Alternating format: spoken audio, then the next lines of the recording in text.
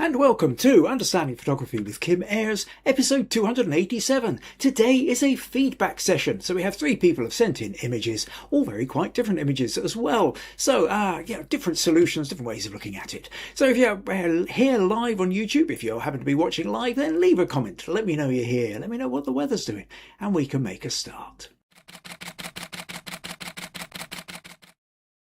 Yeah, so welcome to Understanding Photography with Kim Ayres, episode 287. So today is a feedback session. So Anton, Gunilla and Janet have all sent in images for feedback, and they're all quite different images with quite different solutions as well. So this could be fun, I think. Lots to learn, lots to explore. If you happen to be watching live, then leave a comment. Let me know you're here. If you're not watching live, you can still leave a comment. It's just like, obviously, I won't be able to answer in real time. Whether you're watching live or not, it's helpful if you can click the like button, assuming you're okay with liking this, or you can leave it till later in the thing. But generally speaking, one of the things I've tended to find is when the like button gets clicked while we're going out live, quite often, I think it gets shown in a couple more feeds. So just purely to help satisfy the algorithms, if you're enjoying the show, if you're a part of it, then it's a very useful thing. I can see we've got a couple of comments in already. So let's see what April says, greetings from a cloudy Long Island, New York. Gunilla joins us from Orland and says it's a wonderful weather here today, sunshine and 9 degrees Celsius. Lisa says hello from a rainy, windy and chilly southern Maryland. Feels like fall weather.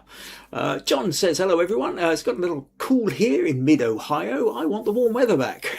Yeah, so probably one of those false springs that we had. Marcy joins us and says good morning everyone. April also is agreeing with John. Janet says hi from a cool Mississauga. That's up in Canada. Robert joins us from Franklin in Tennessee. Not from Texas today then. Says sorry for missing the past 2 weeks, been busy with family.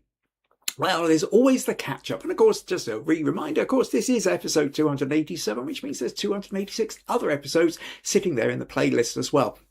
You don't have to go back to number 1. Generally speaking, I recommend that if you're relatively new and you're taking a look for the first time and you think you might find enjoying, work backwards just from the most recent.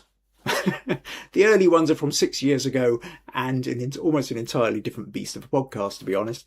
What else we got? Oh, Sandra joins us from a sunny and mild Birmingham in the UK. Robert says it's overcast and cold in Tennessee. So, yes, we have people. We have a podcast. So, yes, today then is, I suppose quick weather here though is it's cool and dry, bits of sunshine. It feels quite spring-like at times until the sun goes behind a cloud and suddenly you realise it's only about 9 or 10 degrees and it starts to feel pretty cold pretty quickly. Janet says she's going to miss the next few because she's heading off on vacation. Have a challenge image in my head but can't shoot it until next Saturday. Right, okay, well that might be... So yes, for next week is the Signs Challenge. Cutting it close if you're not shooting it till next Saturday. Anyway, let's see how that goes. I will talk more about what's next week and a couple of little maybe things that are coming up in May as well. Plus, I'm also going to tell you, for those of you who haven't noticed or been on social media, I was interviewed as well for somebody else's YouTube channel. So I'll tell you all about that as well. Yes, Janet says that's right. Janet's already actually sent me an archive image for the challenge as well. That's okay. Right. So what are we talking about then? We are talking about the notion of feedback and critique. So this is one of the few places on the internet where you can get genuine feedback from a professional photographer on your own photos. And this is I always tend to feel is one of the most wonderful, important ways to really grow your photography.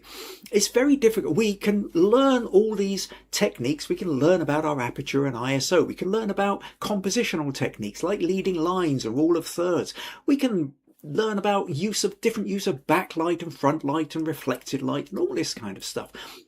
But very often, while we can see things clearly in somebody else's photo, we tend to have blind spots in our own.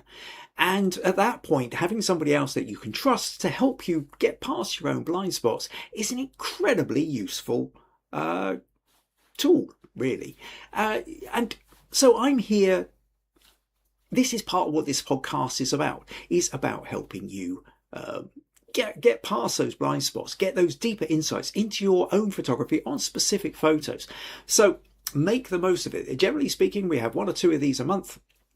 Get your images sent to me. And if you are sending in images, then Kim Ayres podcast at gmail.com is the place to put it. Well, we also have the Facebook group as well. You can place things in there. But generally speaking, if you're sending me images, tell me what it is that your sticking point is. Well, if you're sticking around, you'll see how it goes, because we're going to be dealing with the 3 today. What else? Oh, Marilyn's joined us from a sunny but cold Colorado. And Marcy says, I appreciate this podcast for not focusing on gear at all. Well, yeah, I suppose as an interesting aside really is, no, I'm not sitting here reviewing gear. There are thousands of other podcasts out there who do that. Nobody's sending me gear to review. If Canon or anybody else wants to start sending me gear for free for me to have and then review, I'll take it. I'm open to a bit of sponsorship.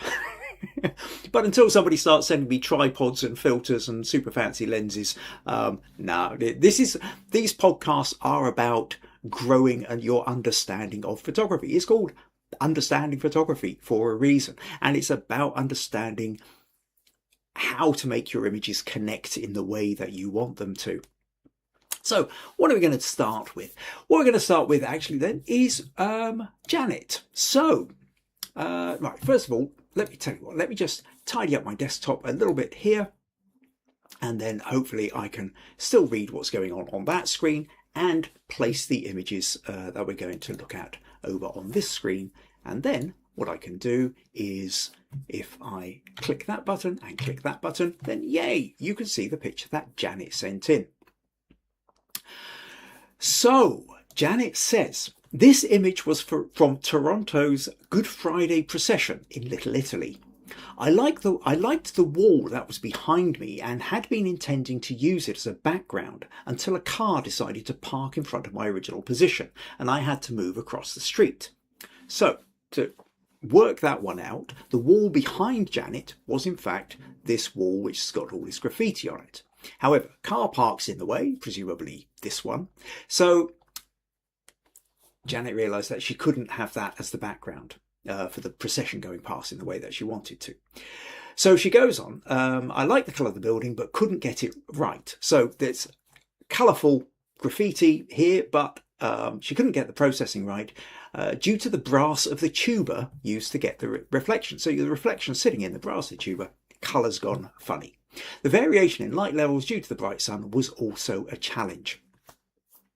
So here we go then. That what we can see is we've got a reflection in the brass bell part of of a tuba, but whilst really it was what was really grabbing Lisa's attention was this piece of graffiti wall in the background and the sheer colour of it. The problem is once you convert it to black and white, you lose that. And the sense of the reflection and what's going on maybe isn't as strong as it could be. So with that, what Janet's done is she sent me the raw file, and let's see what we can do with this. So we've got this, and if I click over to the raw file here, what we can, oh, that's doing a funny thing. Okay, let's just straightforward open it in Photoshop. Should be easier to do. Yep, here we go. So what we can see here then is the raw file, and we can now see the colourful painted building in the background. We can see somebody standing here taking a photo, but they look like they're taking it with a phone, which wouldn't have the raw file, so this presumably can't be Janet. So zoom in here, looks like somebody's taking a photo with there. So guessing that's you, Janet. Have we found you? Is this our kind of Where's Wally moment? But what we find is, whilst we've got the colour there, the tint and of the brass and everything else is kind of throwing things out a little bit. Okay, so what have we got here? Lisa says, very interesting perspective, love it. And April saying, creative shot. Janet says, I converted it to black and white because I couldn't get the colour right. Marcy says, great photo, great crop. So we've got this. We can see that Janet cropped in closer. Oh, let's go back here. We can see she's cropped in closer. But although actually once it's cropped in and we've lost the background, it's kind of slightly difficult to work out where this crop should be. We've got this ellipse here, but it feels like there's space up here. All in all, it does, if we go back to the raw file, it looks like it has this great potential, but where do we crop it? How do we get the color? Can we get the color that we want? Are we going to be limited to black and white? So first of all, this was shot at 200 ISO. I'm not going to worry too much about the detail or denoising or anything like that. So let's just open it. I'll tell you what we will do, because one of the things that Janet talked about was the fact that the reflection of the variation in light levels, and what she's really talking about here is what we can see is we've got this big kind of sunlight part clicking here and a couple of bright bits off here. So before we open it, I will just take the highlights down. Now, interestingly, what I want to point out to you here is when we take the highlights down, if we go down too far, you notice it actually just makes the whites grey, which isn't so great. So there's a little bit here where if you're trying to adjust it, you don't want it, if it's sitting at 0, we've lost some of the detail. Now, we're never going to get all the detail back, but there is a point somewhere along here where, like I say, you don't want that grey thing. So you're just kind of nudging it to a point whereby it's still staying white, but you're getting some of the detail back. So for the sake of it, I'm just going to pull that to there, and then I'm going to click open. Oh, Anton's joined us, says, hi, a bit late, water in the central fuse box issue, so might not catch all this live. That doesn't sound good at all. Yeah, hopefully you don't electrocute yourself with that one. Just wanted to say I watched the interview with you a couple of days ago, and it's great stuff. Oh, thank you. Right, okay. Well, we'll be talking a little bit more about that interview in a short while. Meanwhile, back to Janet's picture. So what we have here then. So the first thing we'll do, let's just get the crop. Now, there's a couple of different ways of cropping this. Janet cropped this really in very close here. I have to say, I quite like some of the shapes that we get down here, these curves and the reflections of the hand, and also this little bit, the music clip that's being held on there. Obviously we can't, there's a hint of a face, there's not enough of a face to keep it to be worth keeping in. But I would say if we were to sort of bring it something like this, maybe bring that just up a little touch here. And then we're getting, I quite like this little music clip here. And it sort of makes slightly more sense of the narrative, I think. The thing is with this is there is something, the colour is interesting. I think the colour makes this much more interesting than the black and white. But you are right that there's something wrong with how we get the right kind of colour balance. Or white balance with it, really. So what we're going to do is I'll go to here, and then just so that we're not distracted by it, I will just take out that little bit of face there. So we start off with this kind of crop, I would say. Now, what to do within this crop? Now, the next thing is the colour scheme, the colour level. And there's a way around this. How do we get the right colour balance? Now, we can do it both in Camera Raw, or I think we can do it in modern versions of Photoshop. Now, they now have a colour and vibrance menu option over here. So if I click that, now we can manually make it yellower, bluer, more purple, more green, boost the vibrance or reduce it, likewise boost the saturation or reduce it. So, but there is another option here, and if you look over here on the right, there's a little pipette, right? Colour picker. If I click on that, this is now going to allow us to come here. And what this does, this allows us to choose a point that we consider to be white. Now, we can go up to the white here. That doesn't make any difference because it's blown highlight. But if we were to say, for example, that we thought that this sky here was supposed to be white, if I click on it, it's kind of, it's sort of giving it a sort of slight shift. If I was to say that this yellow was supposed to be the white, it then counteracts by going over and making it very blue. So what we really want to do is we want to find a white point in the actual reflection. Now what we might choose is the car or the building. And you can see here we've ended up, so that as our white point. And now you see the difference, that your original photo has got this kind of yellow, slightly kind of sickly yellow smear, which is the tint to it. But if we do that, it's cleared that out. Now we have lost a little bit of the brassiness, that kind of yellowness of brass, but at the same time I think we've gained quite a lot too. Now what we could do with this, if you wanted, is if we put we change the mask on this to black, maybe we drop that down to something like, just go 36%, I'm random here, but we could paint in a little bit just into the sky, maybe bring it there we go, bring it back a little bit more into that little bit of brass reflection there. Maybe bring a touch of it into this bit here. And that then gives us a little bit more of the brass. So we feel that we've got the brass. And in fact, actually, now I've got that, I don't think I want to have it in the blue. No, wrong one here. What am I trying to do? I want to swap that. That's what I was trying to do, 100%. I want to go back. I quite like having the blue sky reflected in there. Now we've allowed that kind of the yellow, the brass to come out there. It still feels like a brass instrument, I think. What we could do now is, I think, the next thing to address is maybe there is this bright white bit up here is just grabbing the attention a little bit too much. I'll duplicate that layer for a moment.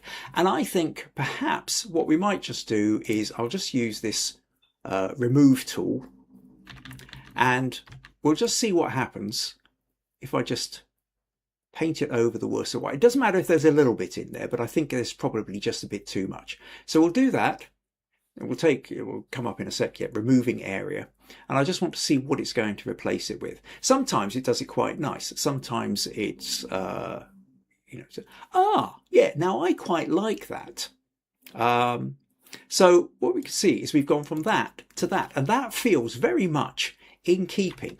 So now we've kind of still got that rainbow-like reflection, but it's not shouting at us in the same way the original part did. So even something like that, and maybe you could even just take out that slightly whiter bit there, see whether that does it. Yeah, and that maybe does it again. So now it's not shouting at us quite so much. So now I think we're onto something quite a bit more. Now, what have we got here? Janet says, I like the music lyre, but not the white blob behind it. Well, okay. What we can do now, I'm going to select all of these and paste them onto a new layer. If we let's go into camera raw for this. Now, if I just straightforwardly give it a vignette, you can see what the vignette is going to do. It's not making a lot of difference over on the left here, but where it really is, you notice it down in this right side, that white blob really starts to just disappear into the background. And while we're here, what we might want to do is if I just go to the effects and nudge the clarity a little bit. Okay, maybe now that's, I think at this point, maybe come up with bring a little bit out of bring the shadows up a little bit, I think, and then bring the clarity in. Now, okay, I'll tell you what, I'm going to do this in 2 stages. So let's go back to 0 that and 0 that. Right, so what I want to do, I'm just going to do that vignette bit first, like that. Then I'm going to duplicate this layer just to show you what's going on. And I will go in because I want to get a little bit more detail in this reflection. So I'm going to go back to the camera raw filter.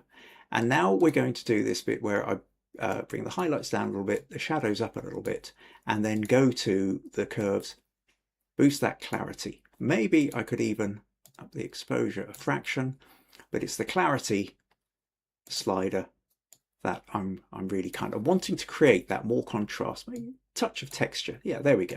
Now, I don't want this across the whole picture. I just want it on here. So now I'm going to hold down the Alt button and hit the mask.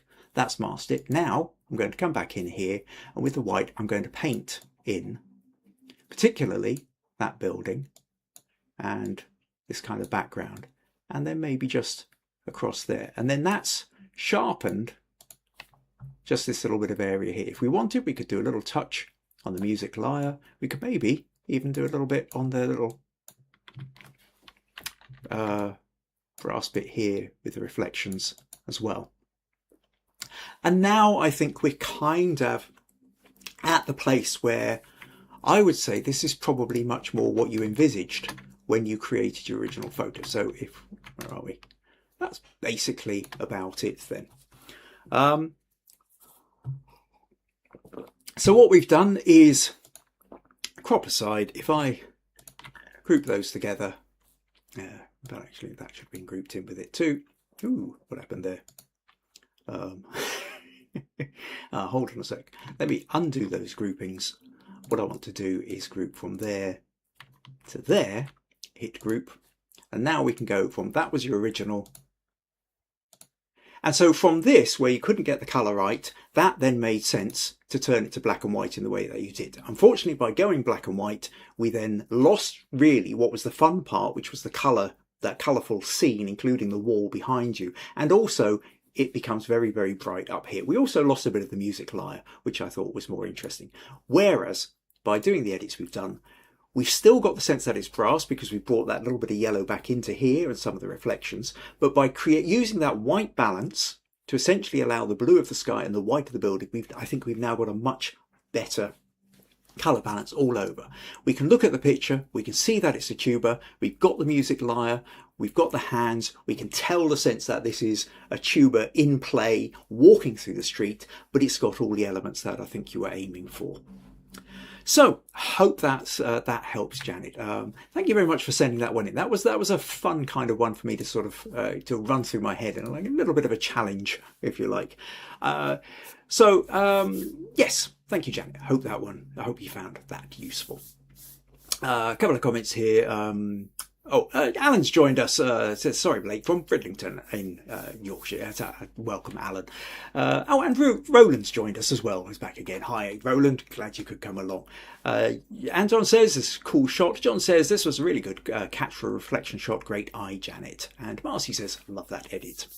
Cool. Okay, so next up then, we are going to go to Anton. Now, Anton says, this one is in black and white because the colour is not interesting and it takes away from the shapes and contrasts. Sandra says, impressed with the processing. Excellent. So let's find Anton's photo. So now Anton did in fact send me 2 edits. So there was this one first of all, and then a little bit later he sent me this version as well. So slightly different crop, zeroing in a little bit more on the center part. But let's start with here. So Anton says this one is okay, so it's in black and white because the color's not interesting, and generally speaking, quite often this kind of nighttime scene, especially if there's a sort of slight yellowish to the light, it's just everything's going to have that kind of yellow sodium cast to it, and so you may as well go black and white. For me, the main elements here in order of importance are the bright street lamp with the sign and the big tree growing up beyond the fence. So this bit here, and the window in between them. Okay, so we've got a window in between the sign, the lamp, and the tree. Everything else, like the sky and the path, are contextual in terms of perspective and time. Does the perspective and crop work? Is there something I'm not thinking of that you notice? Also, this is not my submission for the monthly theme, but there is a sign in there. Well, this is true. We have the sign challenge for next week. And with your recent podcast in mind, I have 2 thoughts about it. My first thought is that I wish the sign wasn't there because the photograph is not about the sign. Doesn't need it, will probably be better off without it.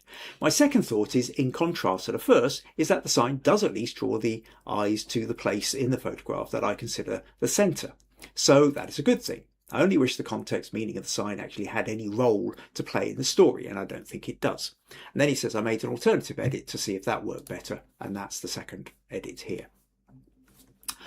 Okay, so what are we talking about? So now Anton, again, did send me the raw file, which in here, oh no, here we go. As this shows you that what we've got then is that yellow orange street light kind of lighting here. As you say, if you're going to create a scene out of this, then there's nothing in the color worth playing with. I mean, we could adjust the white balance. I don't know that it would make a huge amount of difference.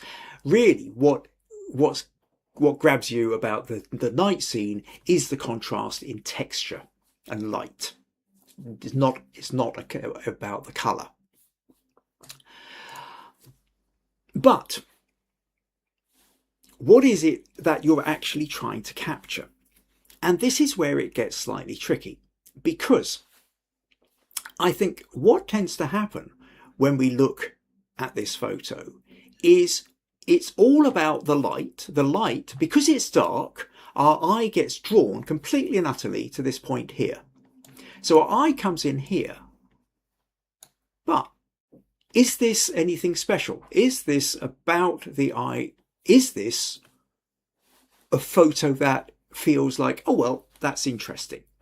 And actually, this bit of the photo isn't, I don't think.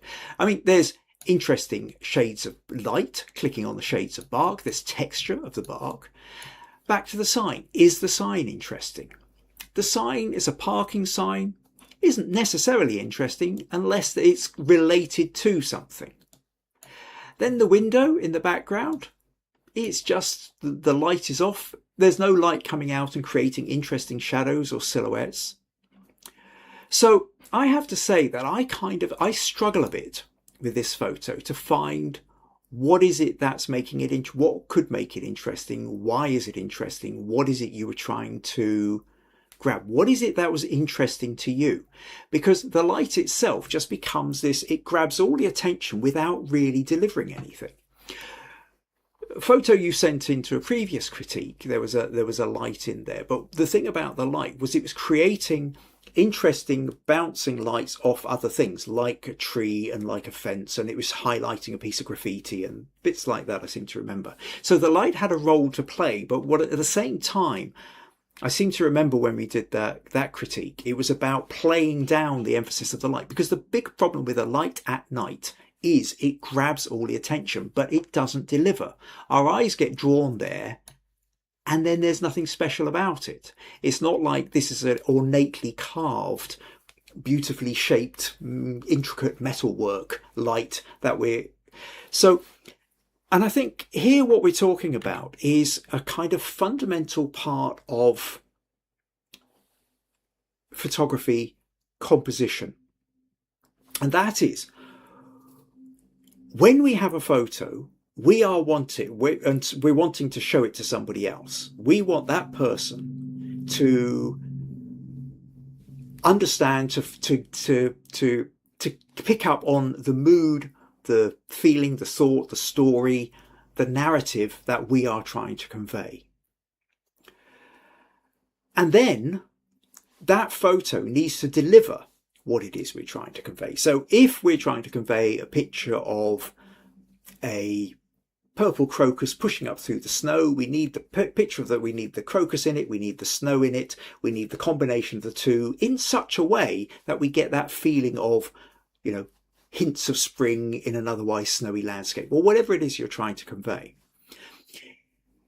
But what happens in terms of when we look at a picture, generally speaking, our eye gets drawn to particular points. We get drawn to the sharpest point in a photo, or we get drawn to the brightest part in a photo, or we get drawn to a part which seems out of context with the rest of the photo.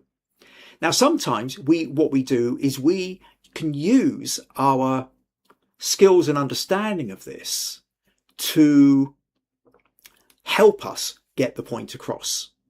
So if we want to draw attention to a particular aspect, then we maybe darken down other areas, we allow leading lines to point towards it, we make that bit brighter, or we make it more colourful, we certainly make sure that bit's in focus compared to the rest of the picture, so that the eye gets drawn to the point where we want it. But if we draw our eye to a point and that point doesn't deliver,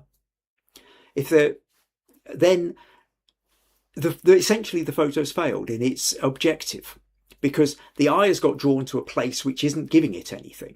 And so nobody's going to respond to the photo in the same way.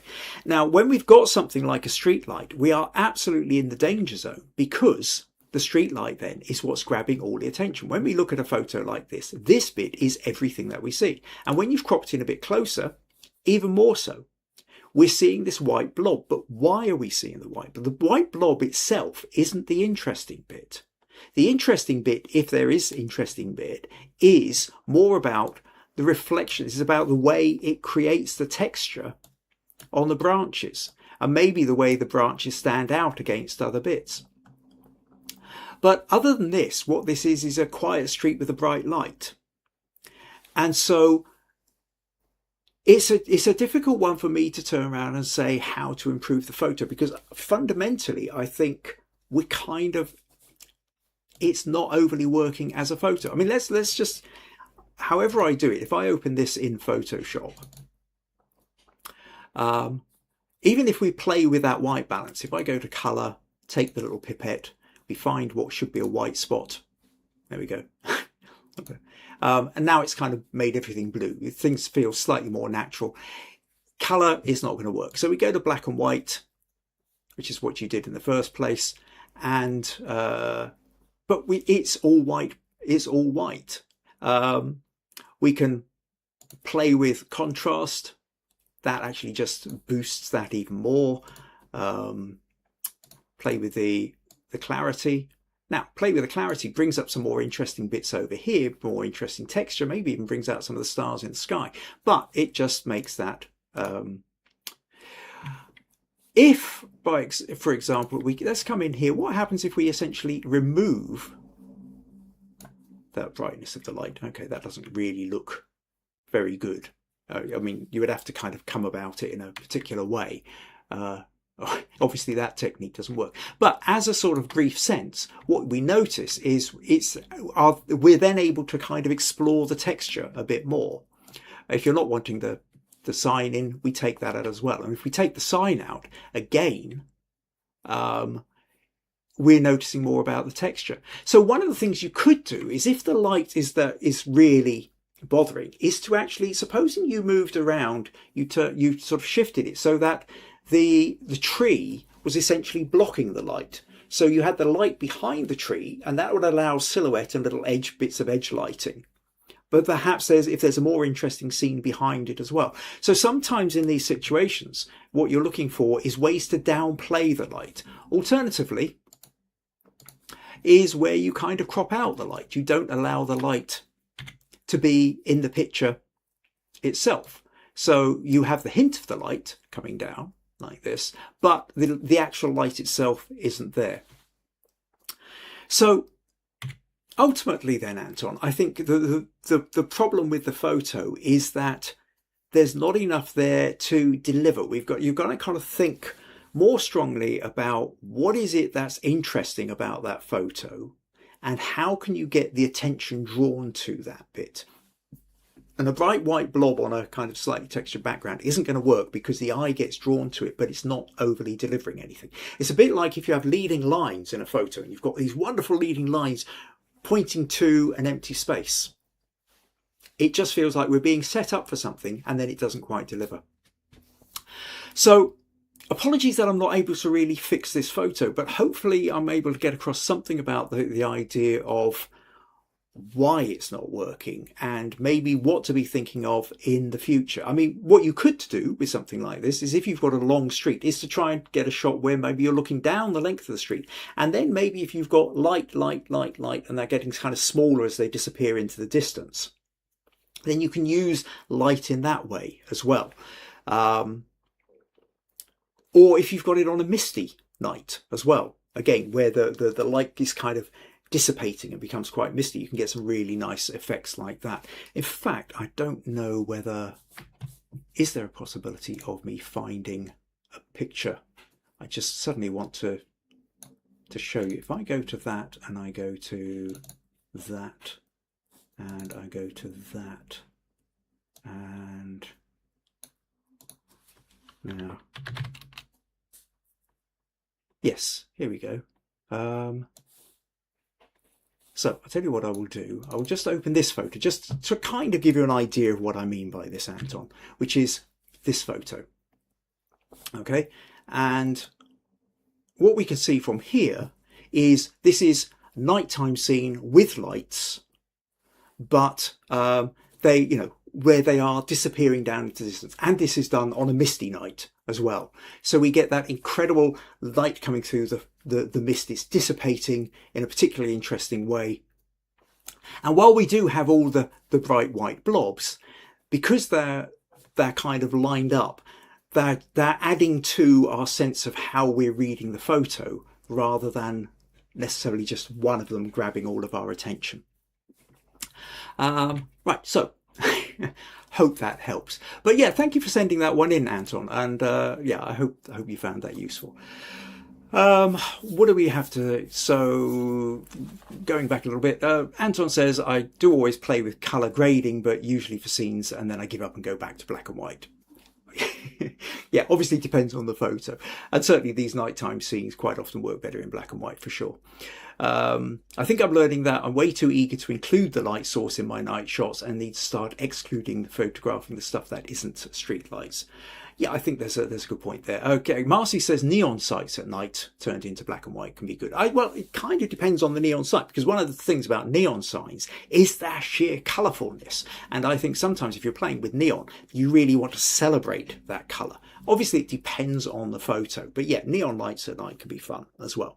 But then they are shaped particularly to grab the attention. Yeah, Janet's also seeing, Janet says neon signs would also work for the sign challenge. This is true. Go out there, get a really interesting neon sign. But not just the neon sign itself, try and get the neon sign in a context is what I would say, if you're thinking about the challenge. Lisa's saying good points to keep in mind. Excellent. Okay, Anton says, thank you a lot. I need to rethink what I find interesting about a shot and how to work it. I definitely need to hear it because that makes more sense now that I hear it. That's great. Oh, Roland says rain at night is great too. Yeah, now rain at night, like fog, it will work best. You have to have a backlight. Okay. Like fog, if the light is in the front, it bounces off. Think about driving at night with your headlights on, that it just bounces up, it bounces back. Similarly with rain, heavy rain, front light just bounces off. It's not so interesting. But if you can get the light source behind the rain, behind the fog, and then, so a nighttime scene in an urban scene, a town or a city where it's raining and there are shop lights and neon signs and things like that with the rain coming down, then you can get an incredibly atmospheric shot. If you have anything like that, Roland, then make sure you put it in for next week's Signs Challenge. Marcy says, I've done those fog shots, chilly nights and mornings as well. Anton says, I'm never up early enough to catch fog. Well, occasionally you get days where it's foggy all day, or like the one that I showed you just there, it was foggy at night. But obviously it kind of depends on local weather patterns. Right. Okay, so thank you very much for sending that one in. Where are we at then? Okay, so we're approximately halfway through. So just a little kind of wee reminder that if you are finding this podcast useful, interesting, entertaining, then buymeacoffee.com/Kim Ayres is one of the ways you can do it. Quick update on the Smug Points situation. So the Smug Points leaderboard currently sits at Gunilla and VG are both on 35 Smug Points. Aydin and Marcy are both on 30. Everyone else is on 10, 5 or 0, depending on whether they've been commenting for the last couple of days. And then few weeks. And then at the end of this, if you leave a comment now, you'll get 5 points added to your Smug Point. For Gunilla, Anton and Janet, they will all get an extra 25 Smug Points as well. So I'll have to work out who's moving into the lead. But next week is going to be the Signs Challenge, and you get 10 points for entering an image into the Signs Challenge, and then there are bonus points to be had by my first, second and third, but there's also the viewer's choice as well. So plenty more points to play for, all to play for really for the rest of this month. Now, if you're sending an image in for the Signs Challenge, or you want to put something in for critique in the future, then kimairespodcast.com is Kim Ayres podcast @gmail.com is the best place to send it. You can also put it in the Facebook group as well. And like I say, whether if you're sending in something for the challenge, then tell us a little bit about it as well. It's always interesting, I think, the stories behind the photos as well. Now, another little thing just to briefly mention that I said I would mention is a couple of weeks back, I was asked by a guy called Martin Bone, who has a video series on YouTube called Music Behind the Lens, where what he does is he interviews photographers primarily about music photography. Now, a lot of the photographers he talks to are the people who are kind of in the pit as such, shooting live concerts. So when you've got your music press and they're putting up these pictures or, you know, of the big bands playing and everything else, generally speaking, as a music photographer, you get a press pass.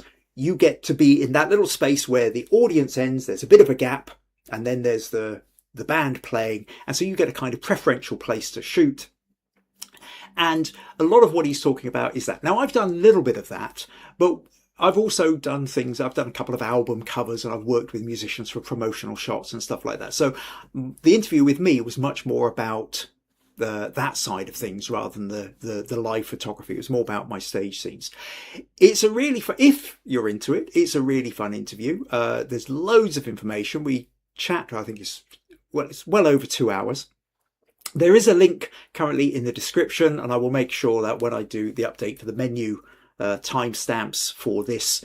So if you're, you know, after this or at any point, you can go back and look into the description part of this video down below, and you will find a link to the Music Behind the Lens interview with me. So I'd like to thank Martin again for that. It was a really interesting experience. And yeah, so if you're into music photography at all, or really you just like finding out about processes and what kind of goes on behind thought process, a lot of the stuff there for those regulars here will hear me say some of the things that you're very familiar with me saying on the podcast as well. But there's a much larger context for you. So hopefully you'll find that a bit interesting. Roland, oh great, Roland says I'll send something in for sure. Excellent. And says focus on the microphone. Yeah, no, not necessarily. You've got to be careful there. If you focus on the microphone, then, depending on, okay, slight tangent, slight go off at a point here, little red rag to a bull. It is one of the problems that if you are, generally speaking, if you're shooting a gig, quite often the light isn't great. And so you tend to often, in order to, so that you're not shooting at many thousands ISO, you'll tend to go for a narrower depth of field. So if you have a wide aperture, it means, you know, you've got a wide aperture to let more light in. So there's a lot less maneuver before it goes out of focus. And when you are shooting the musician or you are shooting the singer, absolutely, you have to get their face in focus. And primarily, as we've talked before about with headshots, you want to get the eye in focus. Now, if you're focused on a microphone, which may be 6 inches in front of that face, and you've got a wide aperture, then the microphone may well be in focus, but the eye won't be. Okay, so you'll actually find that it's missed. So no, don't focus on the microphone, focus on the face. And if you've got eye tracking on one of your camera settings, because you've got a slightly more advanced camera, then that's really the way to go. Right, what else have we got? Oh, April says, wow, Kim, cool. I thought it was fun too. Go and take a look at it. But after the podcast. Right. Okay, so where are we now? So let's move on then to Gunilla. And now, okay, so Gunilla said, what's John saying? John says, regarding the sign assignment in Cincinnati, there's a really good sign museum. Okay, that's interesting. That might give you some interesting stuff. But there is a really interesting, an important point about the sign thing, and I will mention this again at the end of the podcast, which is it can only be about just the sign if the sign is so interesting that really, but ultimately, if it's just about the sign, it's kind of product photography. There's what's the original? What are you bringing to it? Okay, so mostly I would say what you've got to try and do is think about when you're photographing the sign, you're wanting some kind of context, you're wanting something interesting, you're wanting to have something of your vision of the sign. This isn't product photography, okay? It's not just creating a facsimile of the sign. You're a photographer and you're a creative photographer, or we're trying to make you into a creative photographer. So what are you bringing of yourself to that sign? Just a straightforward photograph of a sign with no other context. Even if it's a really interesting sign, I think, you're at your best trying to think about, okay, so if you go to a museum of signs, that could be really, really interesting. Could you get a string of signs together? Can you get some kind of down the length of an internal street with all the signs? Can you get something where you've got signs with reflections in bits of glass and picking up something else, or the way people are interacting with the signs? It's this kind of thing that is the way I think you could potentially approach it at any rate. Okay, Marcy says great tangent. Cool. Right. Okay. So let's move on then to Gunilla. Now, Gunilla said, for critique, I have sent this picture in 2 versions and the raw file. This is great. You see, if you send me the raw file, then that gives me options. So hang on, another little tangent here. We have a new, so Pikuzv 1774. I'm afraid I don't really know how to pronounce that, if there is. Anyway, what do you say? What setup would you recommend for a photo session in a medical hospital, light and lens wise? Well, that kind of depends on... Okay, we're going to go off on another little tangent for a moment. That depends. Are you shooting documentary so that there is something, so that, there's already a scene, there's already set up, you're just kind of photographing what's there? Or are you trying to create a scene so it looks like a scene from a movie and you are arranging people around a hospital bed in a dramatic kind of pose? Or is this more about having a portrait where you are photographing a doctor or a nurse standing in a hallway, with other people moving around them? So depends on what it is you're going to photograph and whereabouts in the hospital, and what it is you're trying to communicate with your photograph is then going to influence how you're going to go about setting up your lights. Because if you're in a busy hospital where everybody's charging about, you setting up lighting is never going to be a good idea. If you're shooting at night time, then primarily your only natural lighting source is going to be the existing overhead lights. If you're shooting during the daytime, you might be able to get some nice, interesting side light coming through the windows. So unless there was without a lot more information, it's very difficult for me to really, so create a scene for a surgery department. Photos will go for the website.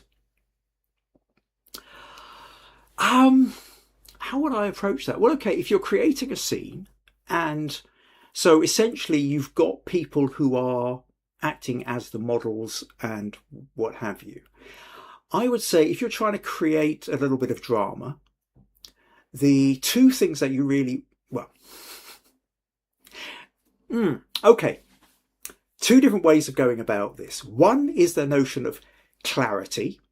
And if you think stock photos, or even the kind of thing that an AI equivalent would do, what you tend to be looking for is general all-round bright light. So you want to have a nice big softbox slightly out of shot over there, nice big softbox slightly out of shot over there, or if you don't have softboxes, you point off-camera flashes bouncing off the walls. 2 or 3 lights bouncing off walls, out of sight, creating a nice all full round light, showing people going about their work happily. If you are wanting to create a sense of drama, if you're wanting to create a sense of tension, then you don't want to have all round light. You want to play with the shadows a lot more. So really then what you're thinking about is the use of backlight. You want to have some kind of backlight, which is kind of creating a little bit of edge light on something. You also want to have side light. So that notion of side light, you're getting shadows, and the shadows are what create drama. And if you have layers of light and shadow within that, that's what really ramps up that sense of drama, the cinematic, the tension is what's really there. So depending on what your remit is, with lighting, you're either going around for all round light, 2, 3 flashes, different places, out of sight, bouncing off walls or through softboxes, or you're looking for maybe a couple of well-positioned lights to give you side light and backlight, and lots of interesting shadow and drama, and you're also wanting to make sure at that point that your use of diagonals in the composition becomes really important as well. So the way somebody's arm is moving, the way somebody's leaning over, the more diagonals you can put into a picture, the more you are going to up that sense of drama and tension. But that's about as far as I can go at the moment. If you want to come back into future podcasts, if you want to put an image in for the critique, I'm more than happy to give you feedback on that as well. So, okay, hope that helps. Okay, let's try. Gunilla will be wondering why I'm not just making a start. Okay, let's try again. So, Gunilla then. So Gunilla has sent in 2 versions of the photo and the raw file. And let me just try and find that picture. So here we have, this one is Gunilla's picture, and she's got 2 edits. This was her Lightroom edit, and this was her Photoshop edit. And what I can see with this one is the Photoshop edit. She's darkened down patches here. The sky is slightly bluer, whereas here it's slightly grayer in the colouring. I probably prefer your Photoshop edit in terms of editing. Oh, Pick USV 1774 says, Kim, thank you very much. Fantastic tips. Excellent. Glad I could be useful. Now, Gunilla goes on to say, I like the picture, but I think it's a little unbalanced with the emphasis on the left side. Now, I'm just thinking here, actually, as you're looking at this, you're not going to get a sense of just how unbalanced it is because my photo is taking up the top right corner here. So if I just tell you what I will do, let's minimize that for a moment. And wasn't quite what I meant to do. Let's go back to here, do that, just so that you can see it without my head getting in the way. And this gives you a better sense of Gunilla's photo. And so she goes on to say, I like the picture, but I think it's a little unbalanced with the emphasis on the left-hand side. It was taken in the middle of the day with a lot of clouds and the sun partially obscured. Nearly backlighting the ship was darker silhouette. I've tried to correct that in the Photoshop version, but I'm not sure I've succeeded. Maybe you can correct it or you have some useful information. Okay, so with this photo, I think what we're primarily talking about here, Gunilla, is the notion of composition. Or not composition, is crop. Ultimately, I think it's about crop, given what you've got. What we have here is you have the ship in the middle. Underneath the ship, we've also got this little, not that one, we've got this little boat here. So yes, there is kind of, everything's happening over on the kind of the middle left of the photo. Over here on the right, there's a great big space. Now, if we think about the direction the ship is pointing, so to think then about the notion of when we've talked before about if you've got like movement, if you've got like a bicycle being cycled, if you've got somebody walking, if you've got a car driving, then generally speaking, you want to have more space in front of the picture than behind it. Now, that you can have exceptions to that, you can always have exceptions, but there has to be a kind of compelling reason why there's an exception. Now, this boat is primarily pointing us to the left. Okay, this is the back of the boat, the front of the boat with the front mast there is pointing off to the left. So everything here, the picture is to the left, the pointing is to the left. So what's happening behind is over to the right. It just feels like empty space. It's not really doing much for us. In terms of your edit, I will just say I quite like the Photoshop edit. I think I played around with it a little myself. I wasn't really coming up with anything overly better. You've brought out detail in the shadows. That's fun. That's good. So this is where it comes down to the crop. So let's open this with Photoshop then and talk a little bit about the crop. Now, yeah, Marcy says, may I suggest a square crop? And yes, so I would say she's kind of on the right thing here, because what we've got is, well, let me show you the square. First of all, if we drag this across here, what have we got? It's 3,800 high. So give or take, that's square. Now, within that, obviously, that's a little bit too further. If you put it too far over here, we end up with the same problem. If we put this smack bang in the middle of where your square was, we still have too much space over on the right. So if you were going to do it square, you would really want to have this pushed over to the right here, something like that. And already I think that kind of makes it a little bit more interesting. But part of me feels that because the emphasis on this is all about these lines going up, this really looks like a portrait crop to me. So I'd be far more tempted. We want to bring this over here. We want a little bit of space there, but not a lot. And then I think you could bring this over here. Maybe out a little bit, something like that. We're wanting just enough to kind of give this sense of harbour. Because it is, we can't remove all the buildings and this boat down here and everything else. Well, you could, but it would be a lot of messing about. But I think for the photo that you've got, really, ultimately, I think you're looking at something like this as your crop.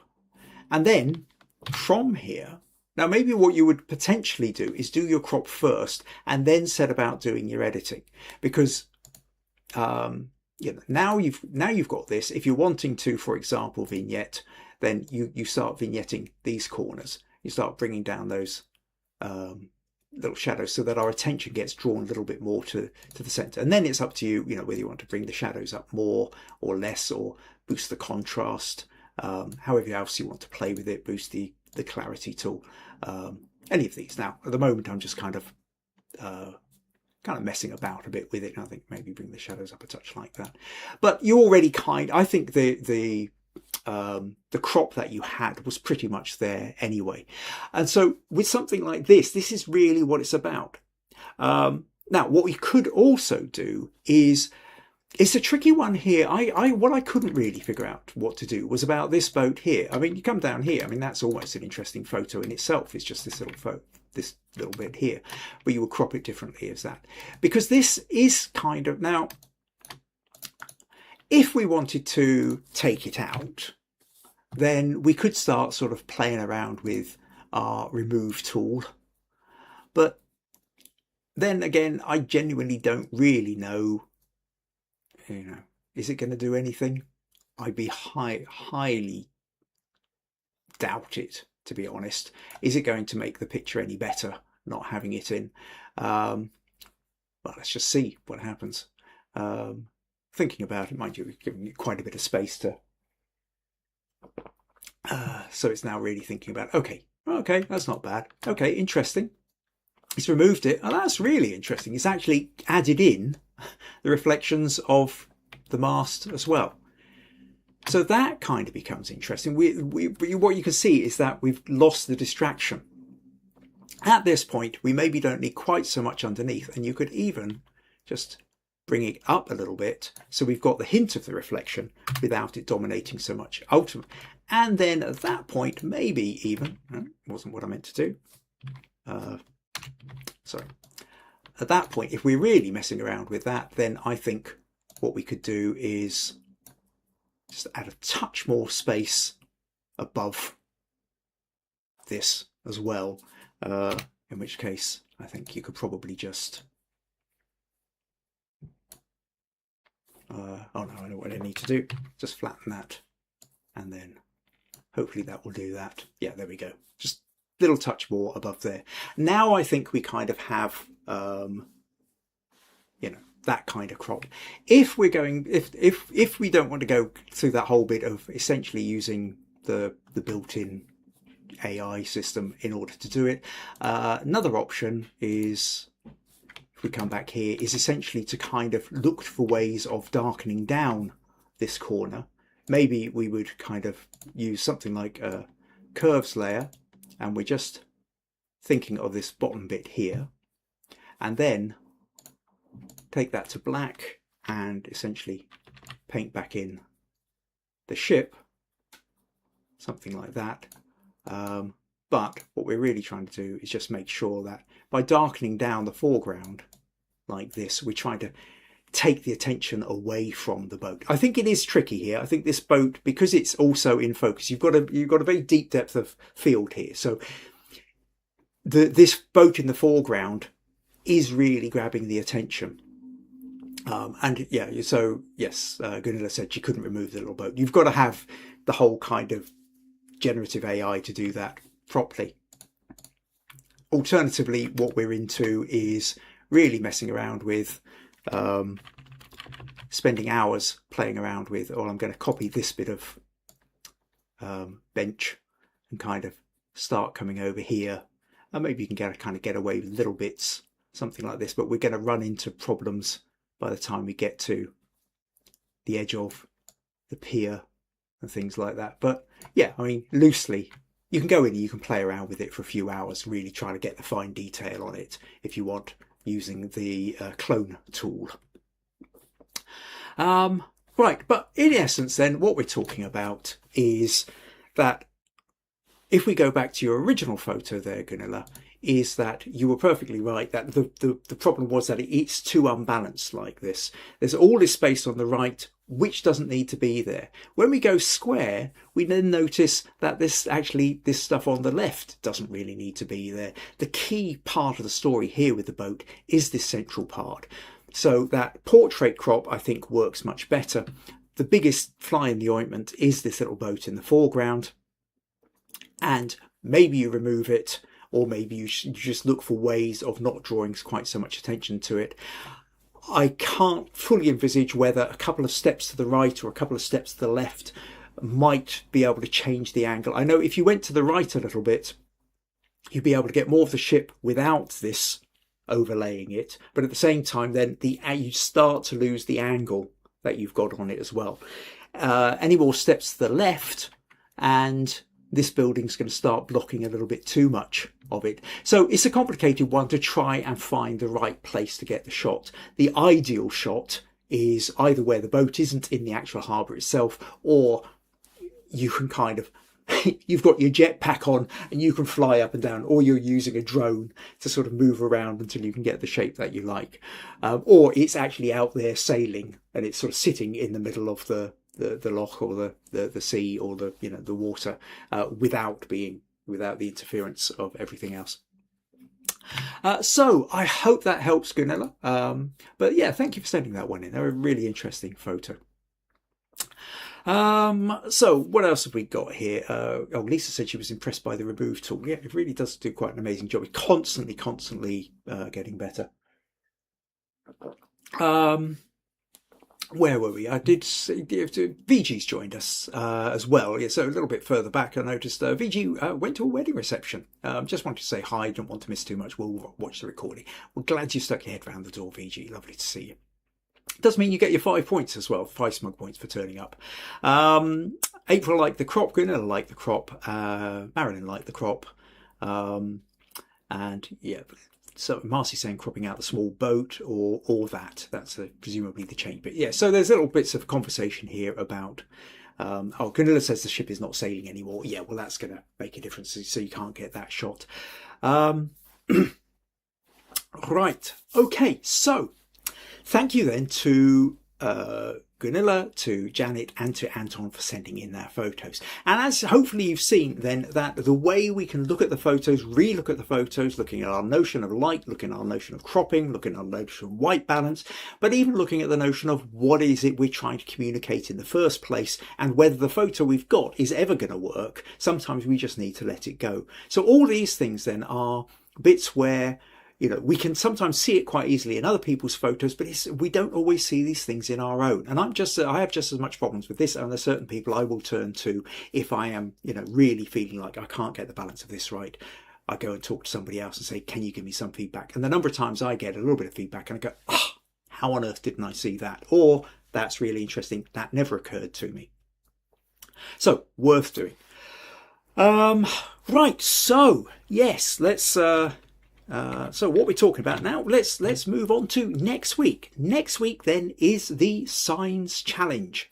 So last week, episode 286, I spent the entire podcast talking about signs. I gave talks about different kinds of signs, different ways of photographing signs, understanding signs in a context, all this kind of stuff. So if you're looking for inspiration, go back, watch or re-watch episode 286 of Understanding Photography with Kim Ayres, and you will find everything you'll need to know to get you started on the notion of signs. Then we have the signs challenge for next week's podcast. Try and get your photos into me by Friday at the latest. Saturday morning is, okay, fine. I'll maybe take them a Saturday morning. If you can get them to me earlier, that's better. Please allow me time to put these podcasts together, so that I'm not rushing too much on a Sunday morning as I'm trying to do my putting the last touches together on these podcasts. Because despite the random nature, the unscripted nature of these, a lot of work does in fact go into making these podcasts for you each week. So your help is there. So if you can get them to me by Friday. So like I say, think about when we're talking signs, we're not talking omens and portents. So it's not about having two crows sitting on a piece of broken glass under a ladder with a black cat walking past. We are talking physical signs. Like I say, go back, check last week. But it's also about how are you going to make that sign interesting? Just having a photo of a sign, as we saw with Anton's picture, a parking sign just on a road, on an empty street, isn't necessarily grabbing our attention.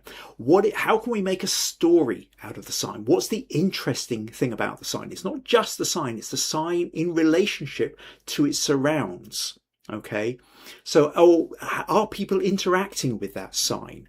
Is there something about that sign and it's a juxtaposition with another sign or with a different building even that, there's lots of different ways to think of stories around the signs. And that's really what I'm looking for. Send in your photo of the sign. If we're talking about the point whereby if you're wanting to try and get the Kim level of approval for the bonus 30, 20 or 10 points for my bronze, silver, first, second, third choices, all the commendations, then you need to be thinking about what story are you communicating, because that's really, in my mind, what photography is all about. So that will then be the final one. Whoever wins the most accumulated Smug points by the end of next week will then, or for the month of April, will then get to choose the topic for May. So start thinking about what you would like in that. Now, May is going to be a tricky one. It is, in fact, a 5 Sunday month. So you would think we'd be getting 5 podcasts out of it, but we're actually only going to be getting 3. That's because one of those is Spring Fling. Spring Fling Open Studio Weekend. And I'm doing something really special for that. So I'm also going to spend one of the podcasts, or at least a bit of one of the podcasts, telling you about what I'm going to be doing over Spring Fling. Also, Maggie and I are getting away for a weekend on another one of those weekends. So we've only actually got 3 next month. But I will go into more detail about that next week. So, what else have we got here? All right. Oh, Viji said she took some 50 photos at her wedding as well. Right.